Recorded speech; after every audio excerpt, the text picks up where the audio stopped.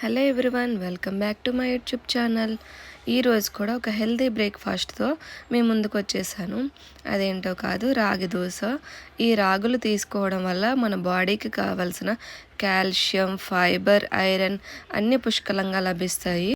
ఈ finger millets మన డైట్లో ఇంక్లూడ్ చేసుకోవడం వల్ల వీటిలో ఉండే హై ఫైబర్ మనకి వెయిట్ లాస్లో సహాయపడుతుంది.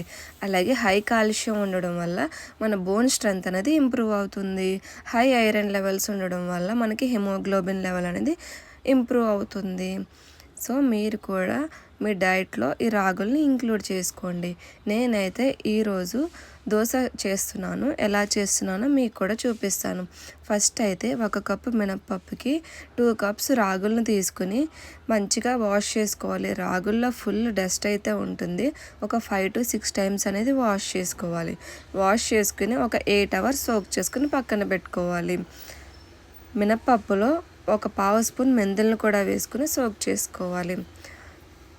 మార్నింగ్ బ్రేక్ఫాస్ట్ చేసుకుంటాం కాబట్టి ముందు రోజు మార్నింగే రాగులను మినపప్పును సోక్ చేసుకోవాలి. ఆ నైటే మిక్సీలో వేసుకోవాలి. సో నైట్ అంతా మనం ఫ్రిడ్జ్లో పెట్టకుండా బయటే పెడితే మంచిగా ఫెర్మెంటేషన్ అనేది అవుతుంది.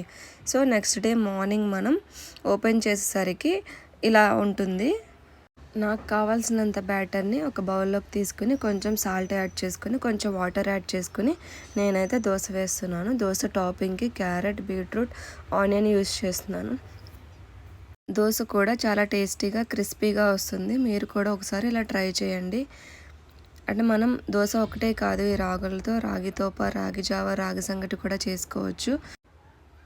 రెగ్యులర్ దోశ కాకుండా అప్పుడప్పుడు ఈ రాగులతో చేసిన దోశ కూడా వేసుకుని తింటే మన హెల్త్కి చాలా మంచిది. ఒకసారి మీరు కూడా వేసుకుని ట్రై చేయండి. టేస్ట్ కూడా చాలా బాగుంటాయి. దోశలు చాలా క్రిస్పీగా కూడా ఉంటాయి.